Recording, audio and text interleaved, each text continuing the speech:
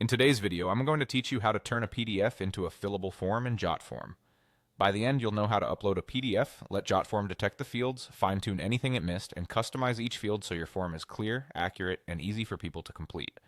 First, upload your PDF to Jotform. After logging in, click Create Form, then choose Import Form, and select the PDF form option.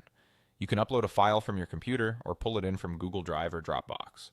Pick the most up-to-date version of your PDF so you're not editing an old layout. As soon as you upload, Jotform will automatically scan the document and begin converting what it recognizes into interactive fields. Give it a moment to process. The better the quality and clarity of the original PDF, the more accurate the detection tends to be. Next, review what Jotform auto-detected. You'll see the system convert things like text fields, checkboxes, radio buttons, and signature areas into real form elements. Carefully scroll through each page and look for anything that's out of place, duplicated, or missing.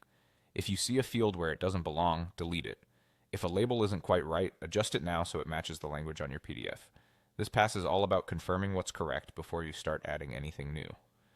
Now move into the form builder to edit and add missing fields. Drop in any text boxes, drop-downs, date fields, or signature fields that weren't captured automatically. Drag to reposition and pull the corners to resize so each field lines up perfectly with the original PDF layout. If your question has a fixed list of options, a drop-down or radio button can keep responses consistent. For dates, use the date field so entries are always formatted the same way. Take your time aligning everything. A clean layout makes completion faster and reduces mistakes. Finally, customize the settings for each field. Decide which ones are required so people can't submit without filling the essentials. Adjust labels to be short, clear, and action-oriented. Choose the right input format. Set emails to email, numbers to number, and dates to date, so the form can validate entries automatically. Apply any validation rules you need, such as minimum or maximum characters, numeric-only input, or enforcing a specific date format.